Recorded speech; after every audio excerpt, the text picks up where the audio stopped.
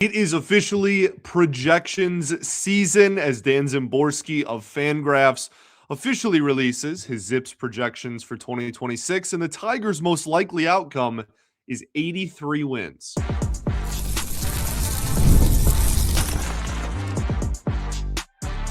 You are Locked On Tigers, your daily Detroit Tigers podcast, part of the Locked On Podcast Network, your team every day.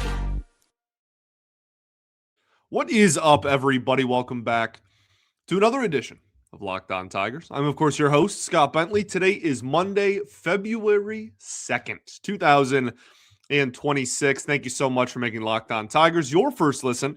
Every single day, we are free and available wherever you get your podcasts, including YouTube, part of the Locked On Podcast Network, your team every single day. Today's episode is brought to you by FanDuel. It's the last call for football on FanDuel. If you're a new customer, bet just $5 and get $200 in bonus bets if you win. We are officially on Super Bowl week, which is always fun and exciting. That also means that baseball season is right around the corner, baby. The old adage that baseball season starts immediately following the Super Bowl. You know, it's not literally true, but I'll be darned if I don't take that and run with it every single calendar year. So today we are going to, I guess, continue kind of talking projections and predictions. We've talked already about individual player projections with performances. We talked about that, I think, in December, actually, when the player Zips projections first came out. Then we talked a little bit about roster projections last week. We also talked about lineup and rotation and bullpen projections at the end of last week. Today, we talk team projection in terms of win and loss total. According to Dan Szymborski of Fangraphs, as I mentioned in the cold open, he has Zips projections, which is one of the more popular projection models in all of baseball at this point, has said that the most likely outcome for the Detroit Tigers, the median outcome, if you will, is for them to win 83 games, about 83 wins. Okay, so we're going to talk a lot about that. We'll also talk a little bit about Tarik Skubal after that, some more reports that have come out about that situation and arbitration. That's kind of that, hearing is looming, supposedly. Again, we'll kind of talk about that, and then we'll end with some other just MLB kind of and World Baseball Classic actually news that's going around here. So let's start off by talking about this number 83 wins. That is 2 games over 500 if the Tigers were to reach that number in 2026. So the way the projections work are, Dan, he has his Zips model and formula, whatever you want to call it, and it runs like a cajillion simulations. And then same with Pacoda. We do a big Pacoda projection show in February. Wow, it's February. That's a beautiful thing. When they come out every year, they haven't come out yet.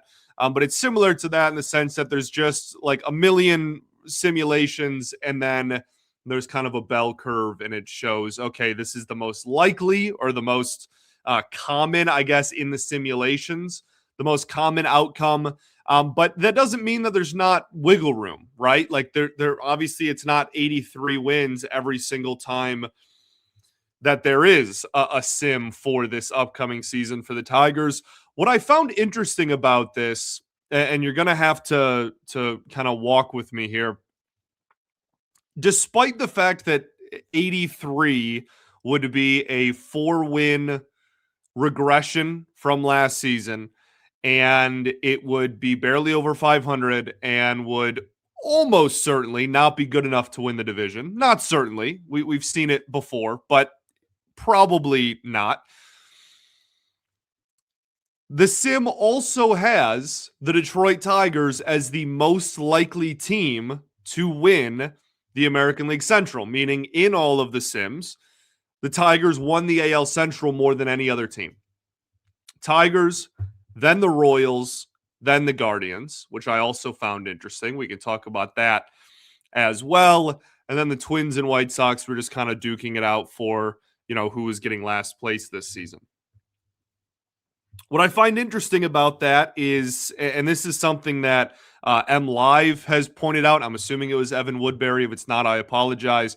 But that the M Live had an article that came out about that, and also Dan himself in writing has talked about how the median win total and the number that pops up the most frequently, that doesn't mean that is okay. The Tigers are projected to win the American League Central and they're projected to have 83 wins at the same time. That just means that most of the time they had 83 wins, but also over 35% of the time they won the AL Central, and in those they often had around 90 wins. So kind of an interesting dynamic, if you will. What that also highlights is the fact that the floor for this team is still pretty low. And I think that is ultimately my biggest takeaway. Now, we will do, again, we always have a big PECOTA projections entire show when they come out in February. I've done that 4 or 5 years in a row now. So we'll obviously do that here in a few weeks when those release. And we'll talk a little bit, maybe more in depth, a whole show's worth, about, what number they come up with and the rest of the AL Central, and maybe deep dive a little bit more. And then I always give an exact prediction win total on the opening day episode every single year, as well as my official prediction. I've had years like 2022 where I was, 20 plus games off. That was probably the most, not probably, assuredly the most wrong I've been maybe in my life about a Tigers season. That was just a complete train wreck after a really, kind of what we thought was momentum building 2021. And then you have years like 2024 where I was pretty darn close. I think they actually exceeded the number I originally put out, but I was pretty high on them, and they ended up, obviously having the crazy second half and the Cinderella run to the postseason. So it could be anything. My opinion obviously means nothing, but I just find it interesting that the range of possible outcomes is so much for this team still. And I think that ultimately goes back to I think you could kind of point to every positional group and kind of point to why it could be really good or why it could be really bad, which I guess is my point. But I think ultimately the offense has the most, volatility or the most variance maybe within it. This is a team that could crumble. They're a Skubal injury away from a rotation that it looks vastly different on paper and will not have anyone that's even really remotely close to like being ace caliber of a playoff roster, or what should be ace caliber of a playoff roster. The bullpen has some solid pieces. The three-headed monster at the back end we've talked about all winter since it was formed. But it also wasn't very good last year at all. It was a bottom 10 bullpen in baseball with two of those three guys already in it. So, there's a huge question mark in bullpens just in general. Again, like the most volatility, they're the hardest to predict. Relievers individually are vary so much from year to year on what kind of level of production you're going to get. Very hard to be sustainable in that role. The offense, though, there's guys that were solid and could take steps forward, or they could plateau. There's guys that were good and you're kind of expecting a step back. There's also guys that weren't very good and you're hoping for a step forward. Like I feel like I look at the lineup and I'm not really confident in anybody's production. Does that make sense? But surely not all of them will crash and burn. But also, surely not all of them are going to reach their ceiling. Both of those things seem equally as impossible. I want to talk about kind of those different groups that I have, at least in my brain. We'll do that right after this. First, though, I'm going to talk to you all about our friends over at FanDuel. This is the last call for football on FanDuel. One final Sunday, one last kickoff, the final chance to get in on the action before the NFL season officially comes to a close. This is Super Bowl 60, and FanDuel is making sure you're right in the middle of it with a special offer just in time for the biggest game of the year. Whether you're backing the favorite, riding with the underdog, or building one last same-game parlay, this is the game everyone's been waiting for. This is where predictions turn into plays, stats turn into storylines, and every snap feels bigger than ever. It's the perfect way to cap off the season and make the Super Bowl even more exciting from kickoff until the final whistle. So if you're a new customer, you can bet just $5 and get $200 in bonus bets if you win. Make it count, because after the Super Bowl, the season is over. Last call for football on FanDuel, an official sportsbook partner of the Super Bowl 60. Visit FanDuel.com to get started. All right, everybody, welcome back here. Segment 2, Locked On Tigers. Appreciate y'all for tuning in. As always, making us your first listen every single day. Shout out to the everydayers that do tune in every day, and for making Locked On the #1 sports podcast network. We will, of course, be back tomorrow as we return to 5 episodes a week this week, because we do play baseball in the month of February. You can also join the Everydayer Club by going to lockedonpodcast.com/everydayer and signing up for the Locked On Tigers Everydayer Club, which gets you ad-free audio and also an invite to the members-only Locked On Everydayer Club Discord server, which includes a group chat just for listeners of this show and myself and all other members of other Locked On Everydayer Club members. So super fun time. Be sure to check out that today. We are discussing the 83 win total mark that Fangraphs has bestowed on your Detroit Tigers. Talking a little bit about just the amount of variance in this lineup. There's guys like Riley Green that you're hoping for another step forward. Colt Keith, you're hoping for another step forward, right? Very much in the same group.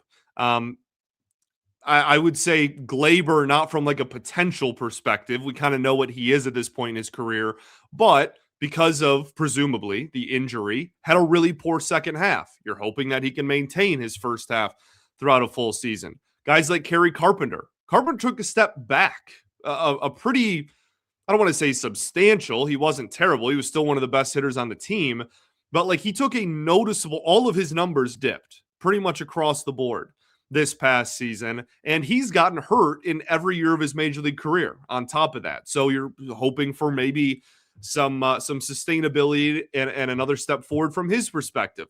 Torkelson, a guy that you hope has a little bit more room to grow. If this is what he is, that's not like the end of the world. That's not a terrible ball player.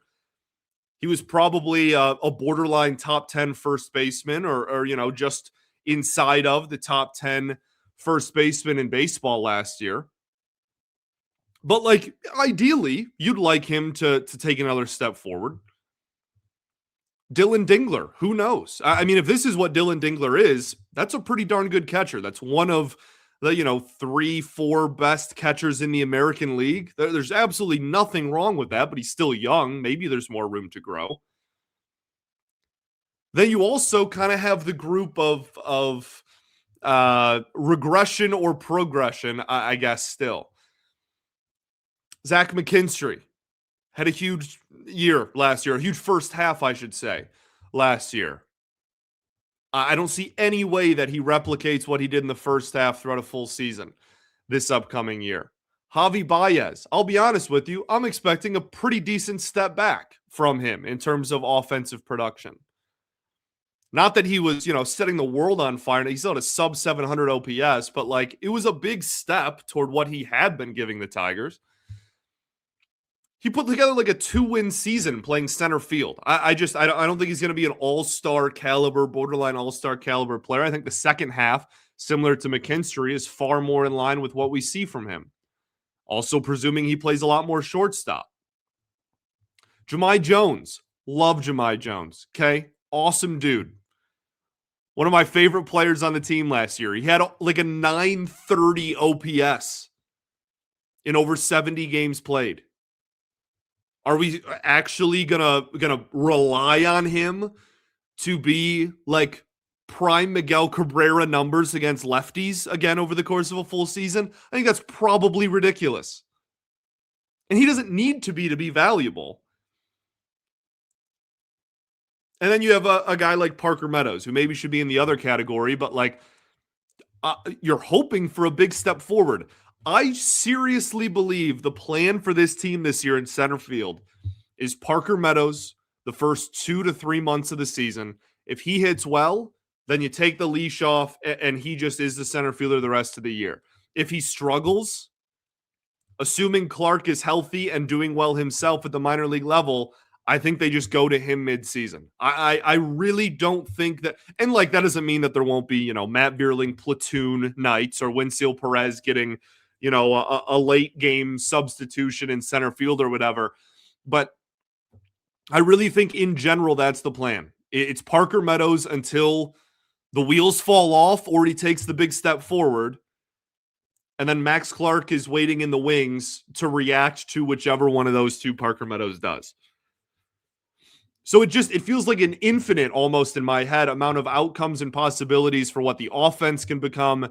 And when we've seen the roller coaster over the last 2 seasons, right? Like which team is closer to reality? The team that is I guess that we saw from August of 2024 to through July of 2025, or the team that we saw in the second half of 2025, or even the team we saw in the first half of 2024. It's been such a high peak and low valley last couple of years. It's really hard to figure out what this team's true kind of identity is because we've only really seen extremes. And none of this is even accounting for what level of production we get from guys like Clark or Kevin McGonigal, when we see them. But also, I've said this for years, a 90-win team can just be a team that goes 500 for the entire season and then has one good month. Right? 90 wins is 9 games over 500. If you just play 500 ball for most of the year and then you have a crazy good 3-week stretch in whatever month you pick, we saw that with Cleveland a couple of years ago. The first 2 months of the season, they were the best team in baseball. The rest of the year, they played 500 ball and had, a bye in the first round because they just held the games above 500 number that they got too early. And then we've seen teams like the Cardinals 4 or 5 years ago that did the opposite, right? Played 500 ball and then didn't lose the last 3 weeks of the season basically and made the playoffs and were a highly rated seed. And then to put a bow on all this, what does beyond 2026 look like? And I know that that's, getting ahead of myself here. We still have the season in front of us to play, but you're losing all of your starting pitching next year. And you have not been aggressive in getting long-term pitching options at all. You have none. Outside of the team control guys, you hope Job comes back healthy. Reese Olson you have for a couple more years. But Skubal, Flaherty, Mize, all gone. All potentially gone at best at the end of this season. And that's, again, not even to mention the offensive woes and ups and downs that we've seen. So I guess to put a bow on this, people look for a prediction. We haven't even seen players report to camp yet. My official prediction for the season, I do it every year, I promise, will be on opening day or the opening day episode, I guess. And we'll talk a little bit more about, if I'm feeling more or less when we get to the big PECOTA projections. But I kind of understand this number. It's just I understand it from a perspective of the Tigers could win 74 games or they could win 94 games. I don't think either would be the most surprising thing in the world to me. So around 83, 84 wins is right in the middle of those two. That's just really how I view this roster going into the 2026 campaign. Let's talk about maybe the biggest piece for the 2026 campaign, and that is obviously Tarik Skubal. There's some more rumors and news and notes and what have you to go over, so we will regrettably go over those right after this.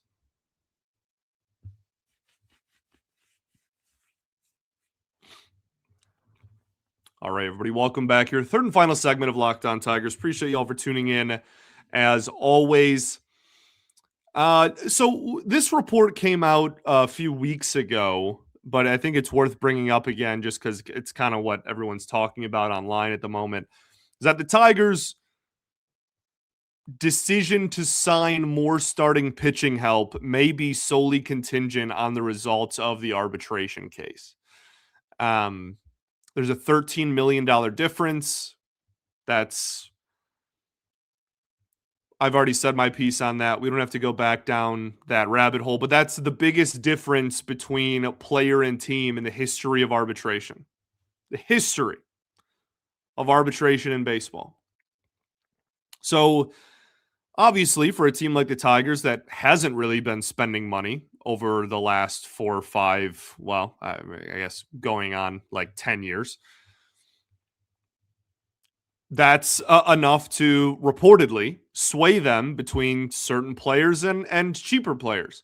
There was even somebody was throwing around there that like Framber Valdez maybe, on the table for the Tigers if they win. That I do not believe that. And not to say like that the person reporting it like made it up. That's not at all what I'm trying to say. I just don't believe that the Tigers actually think that. I think that that's either PR in terms of just like, hey, look, if Skubal, screws us over, then like we can't sign anybody else. Sorry. Or it's just like they know they're going to lose. So they're just trying to make it sound like, oh, well, like, sorry. We I guess similar conversation, similar thought, but that's what I think reports are like. Now, if they prove me wrong and Skubal wins the case and then they go, but like Framber Valdez is going to make far more than 13, like he might make closer to 26 mil AAV. He might make closer to double that a year. So like, I refuse to believe that that's an actual thing, but that's just my 2 cents, whatever, take it or leave it. Now, in terms of when the arbitration hearing is, no one knows. And that's arbitration dates are not public info. That is not something that's told. It's just after it's done, then the report comes out and that's all it is. But that is a very kind of like secretive thing. It's in front of a panel of 3 people. And it's just the 2 parties, and those 3 people are the only people that know about it. And they make a decision based on the cases from both sides, obviously. So we'll see. I think the most likely scenario is probably it's the week leading up to pitchers and catchers reporting. So I would keep an eye out for then. But obviously, we are back to every day. So whenever it happens, we will talk about it the following day. Another point that was brought up that made the rounds on social media that I think is a great point and was made by Mike Smith, who has done a lot in baseball and just like covering the Tigers, very smart individual over the years.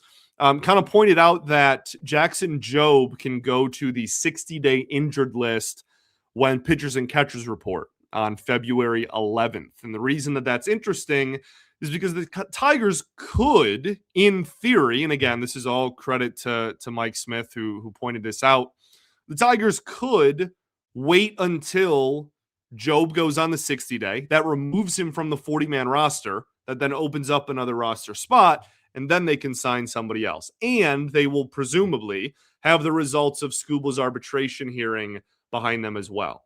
So there is still an avenue for them to add another player, but there's nothing that says they don't just add internally one of the guys that got a minor league deal with an invite to spring training and they just promote somebody from within.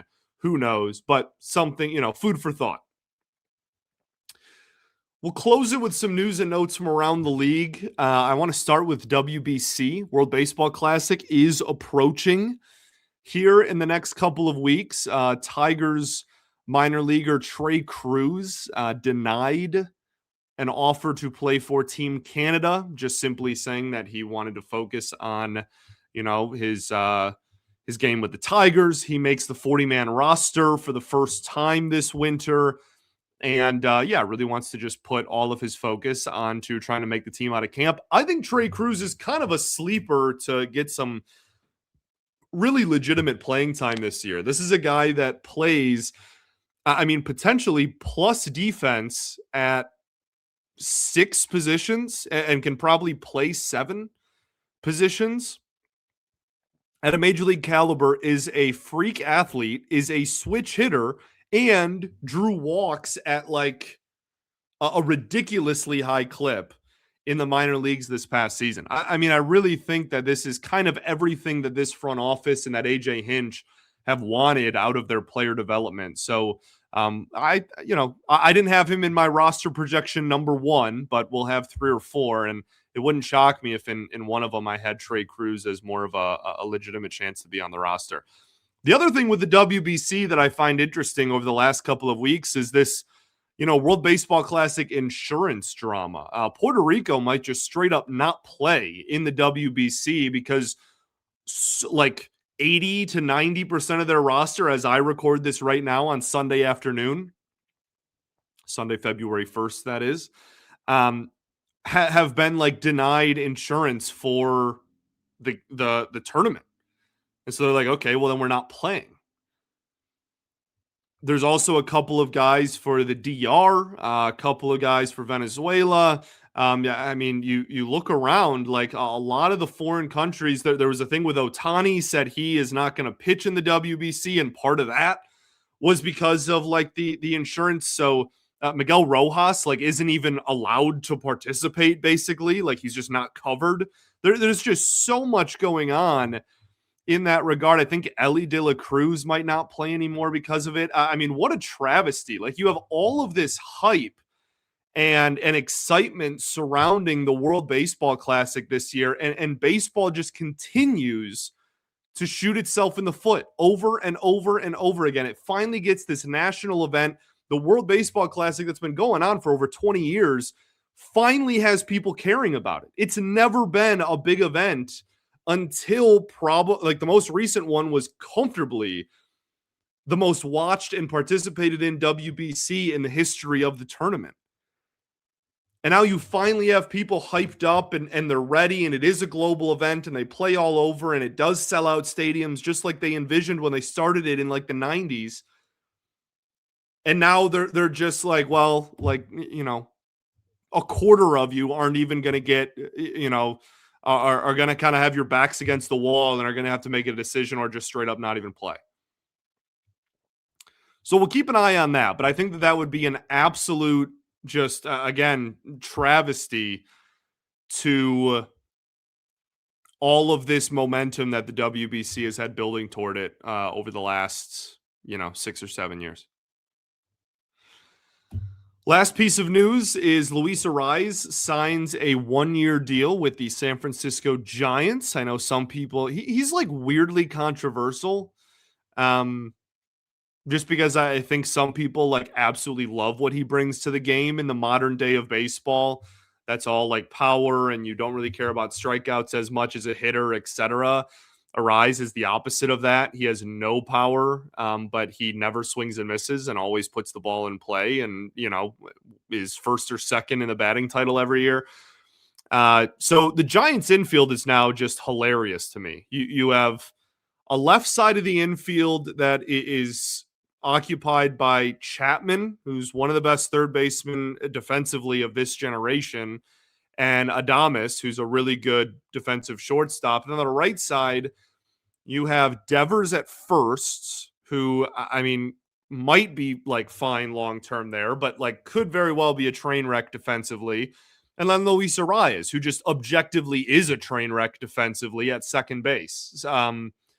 So hit it to the right side of the infield, I guess, man. That's wild. But, they filled some holes and have a pretty well-rounded, I guess I'll say. They have a complete infield, certainly. They have guys at every spot. So we'll kind of see how that looks. But yeah, just a 1-year deal. I think it was $12 million. And there's an understanding that he's going to play second base. And so I have no issue. Like, I don't really need Luis Arraez on my lineup. I know that we're trying to limit, swing and miss and put the ball in play more. I have little to no interest in Luis Arraez, and especially not as a second baseman. There's really no place for him in the Tigers infield this season anyway. So that's fine by me. Okay, that's all I got. Reminder, last announcement, back to 5 episodes a week, obviously. This week, we were going to go over mailbag questions. You can put your mailbag questions, if you're watching on YouTube, in the comment section of this episode. If you are listening, or if you're not, you don't want to comment on YouTube, you can always just direct message me on Twitter. You can always just tweet at me publicly on Twitter, and I'll probably see it. However you make sure that I see physically the question that you are asking, we'll put it all into our database here and go through. Now, if we have enough to last just one episode, then we'll just do that. And tomorrow's episode will just be the mailbag, answering your questions. We'll answer a few questions and let you off on your Tuesday. But if we have, the last few mailbags we've done, we've had a lot. So it will potentially, this is going to be the calm before the storm in terms of MLB news. There's not going to be a ton this week. And then when, the WBC and pitchers and catchers report and all that in a couple of weeks, then it'll pick up again. So we'll just go for as long as the questions are for the rest of the week. And then obviously if there's news that actually does happen, then we'll take a break and talk about that. Okay. I think that's all I got. Thanks for making us your first listen every day. Check out the Everydayer Club. Thanks for listening to Locked On. Peace and love. Going to therapy's dope. And I'll catch you all tomorrow, baby. Go Tigers.